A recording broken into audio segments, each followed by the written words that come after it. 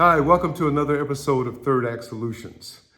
So, Third Act Solutions. What are the solutions in the third act of your life so that you are looking at the last third of your life in terms of trying to change it and trying to get the most out of it? What needs to change? What do you need to do to get the most out of these last golden years? So one of the things that we've been doing in the last couple of weeks is taking a look at people's dreams. Why? So that you can take a look at what you see for yourself going forward, what's in the windshield, not what's in the rearview mirror. So but going forward, what is your dream? So that you look at certain aspects like your policies, your purpose, most importantly, your goals and your principles and policies going forward. So we asked people to submit their dreams. So 2 weeks ago, we looked at Tanya 106 and her dream. And then the next week we looked at Patty's 0228. We looked at her dream, and both of those dreams were really incredible. Last week we had Tanya on to talk about her dream and about where she was at and why she felt she needed to really take a look at what was going on in her life.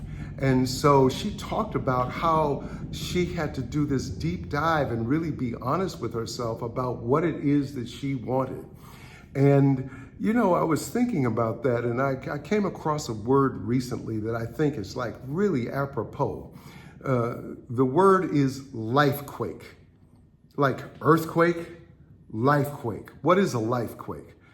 It's a major life change from internal or external disruption that precipitates personal evolution or rebirth. That's what we're talking about in dreams, aren't we? We're talking about a rebirth, a personal evolution, something that disrupts that. And anytime you take a look at what it is you want and your dream, you're probably looking at something that's a little bit different than what it is that you have presently. And what it takes in order to be able to make that, to disrupt that, to change so that there can be personal evolution, so that there can be a rebirth.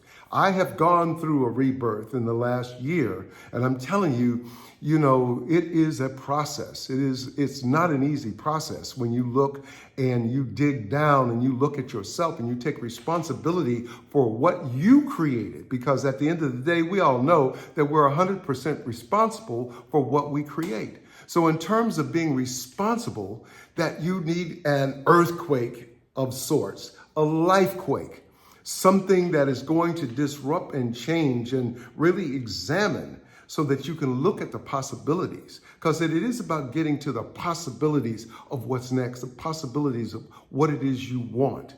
And so what do we do? How do we do that? Well, besides looking at the dream and taking a look at all of the components of it as you speak it into truth, and you speak it with extravagance, and you speak it, you know, with imagination.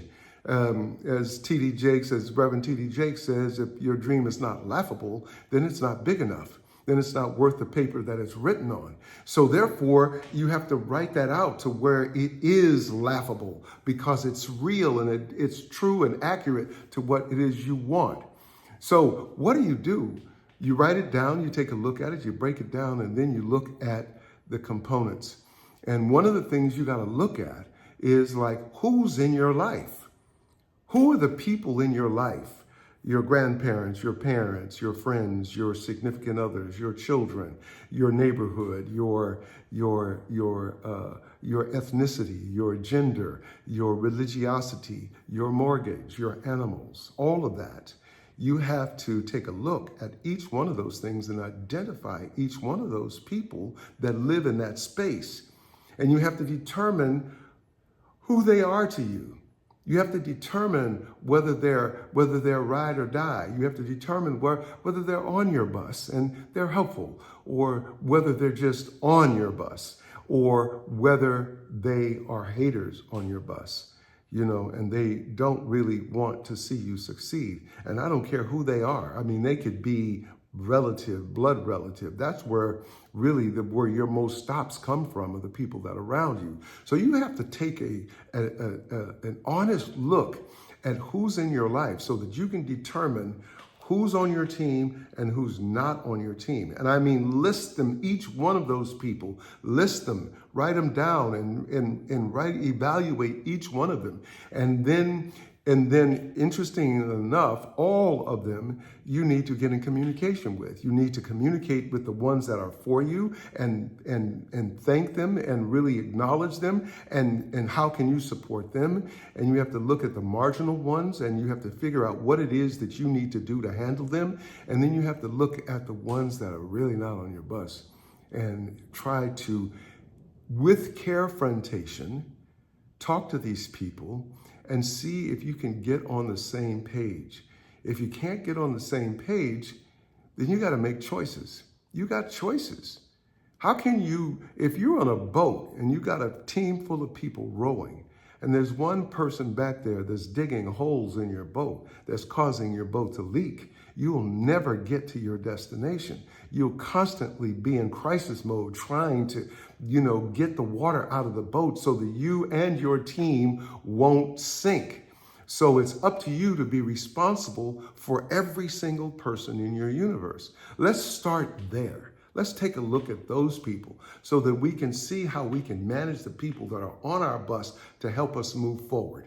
So that's the assignment this week, and I gave that last week. And hopefully this week you guys have done some of that work. But I'm going to be real clarified today in terms of defining who those people are so that we can identify where we need to put our attention in terms of building this train towards your happiness, this train towards your tranquility, to your peace of mind, to your success, to your wins. So I want you all to do that this week.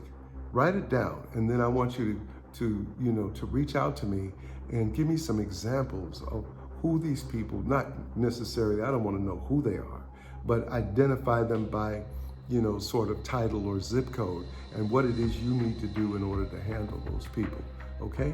That's what we're going to do this week, all right? Wonderful. Thank you so much, and I'll see you next Sunday.